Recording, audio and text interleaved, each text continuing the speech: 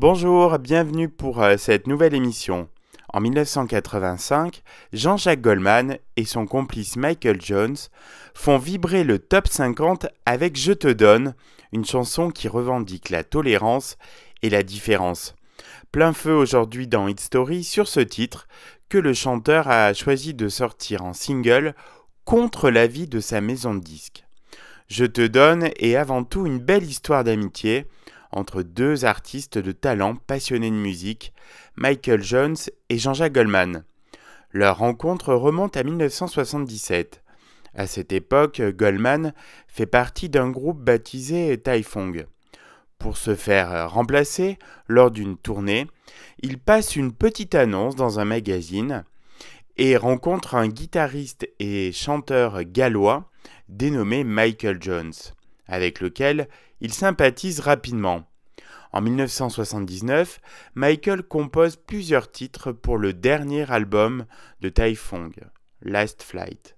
L'amitié entre Jean-Jacques et Michael survit à la dissolution du groupe, si bien que lorsque la carrière solo du chanteur prend son envol au début des années 80, ils continuent de travailler ensemble.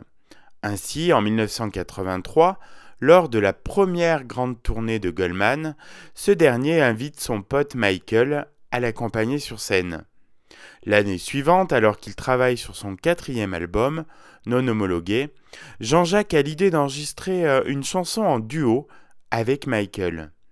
Celle-ci s'intitule « Je te donne » et évoque la force et la richesse des différences. Jean-Jacques, qui s'est toujours battu contre les extrémismes, l'a écrite en réaction à la participation du Front National aux élections européennes. L'idée de confier à Michael le chant et l'écriture de couplets en anglais est une façon pour lui d'accentuer encore un peu plus son message d'universalité et d'amitié malgré la barrière des langues. La chanson terminée, Goldman est très fier du résultat, au point de l'écouter chaque jour des dizaines de fois.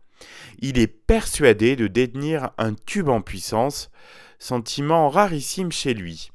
Sa maison de disques, en revanche, est moins enthousiaste. Le marketing pense qu'un duo n'est pas forcément une bonne idée pour valoriser l'image du chanteur.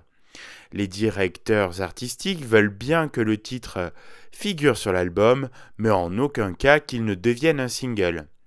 Jean-Jacques insiste et obtient finalement gain de cause. L'album non homologué sur lequel figure Je te donne sort en novembre 1985, suivi du 45 tours qui, dès le mois de décembre, se classe au top 50. Il reste même numéro 1 pendant 8 semaines. Énorme succès resté dans toutes les mémoires.